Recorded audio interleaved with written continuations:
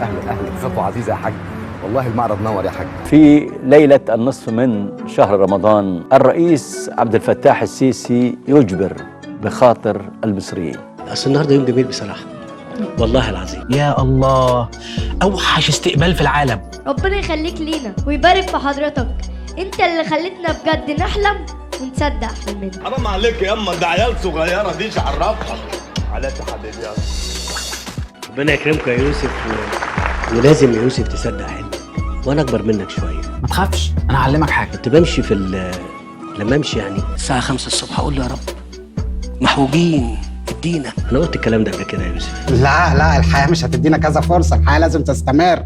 عايز تقول ايه؟ اخلص. وانا انسان عادي يعني زيك كده برضه. ففهمناها سليمان. صحيح. فكنت اقول لو ايدي طالت هعمل. يا رب لو اديتني 100 مليار دولار والله لاصرفهم واخلي الناس دي تعيش كويس. انا بقسم بالله. توزعهم علينا؟ لا، هو كان ممكن يقول الحكمه عادي على فكره، بس هو شاطر في النظري لكن العملي مش اشطر حاجه. حلو. كان ايه؟ كان حلو. كان حلو. في الاول اتغطى، يعني وانت نايم كده خلي حد يغطيك، وربنا اراد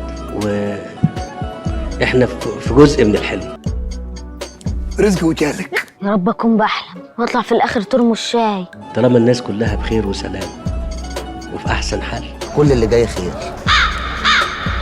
انا ابقى الحلم كده ماشي في طريقه. ده مش معناه ان الحياة وردية، في زيادة في الأسعار.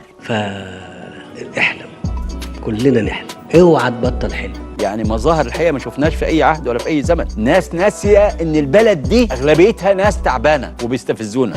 فاحلم. الكلام ده ما يدخلش الدماغ، يعني ليس يبقى كويس. انت راجل مش تمام انت. اهلا وسهلا. انا منال علي سعيد، غريمه من الغريمات اللي اتفرج عليها اول يوم رمضان. شكرا يا ريس. لا استني يا ست منال، والله العظيم السجن كان فيه اشكال انضف من دي. ما تقولي لنا التجربه دي. اصعب تجربه. لا قولي لي يعني انا اسف، يعني حضرتك تجربه حيه. فيتكلم يقول لك ايه؟ حجم الدين بتاعكم زاد. طيب تجربه حيه. انا مش هعتب عليك، انت راجل كبير بركه تقول اللي انت عايزه. شويه تفاصيل نسمعها كلنا. الحكايه دي بتتعمل ازاي؟ مع تعاظم المصروفات بضطر استلف، السلف بيتراكم سنه بعد سنه. يعني انا حضرتك مبلغي كله 45,000. المليارات عندي ملهاش قيمه بالمناسبه، اللي بيسمعني عارف الكلام ده. احنا ماضينا اصالات وجبنا احتياجات اكبر من طاقتنا، بس جايين النهارده نوعدك ان عمرنا ما هنعمل كده تاني. انا اسف ان انا قطلت. لا ابدا، انا بس حبيت اقول ان الكلام بيكمل بعضه. انا اسف انا بقول لك لو عايز تقول الحكمه مظبوط يعني، بس عايز تهري براحتك ايه. انا بس هنا بسجل في اللقاء ده معاكم عشان تقولوا ايه. طب ما الفلوس اللي انت بتصرفها دي كتير قوي. احنا ماضينا اصالات وجبنا احتياجات اكبر من طاقتنا. كتير. طب انا هقول لك يا محمد، رغم أن الأحوال الاقتصادية الصعبة في مصر كذا كذا كذا، لكن الرئيس السيسي اشترى طائرة ب500 مليون دولار. كنت قلت ايه؟ ان احنا نجيب على قد يعني التزاماتنا يعني. وانتم ما تعرفين شايف الفلوس عامله ازاي. يا نهار ابيض.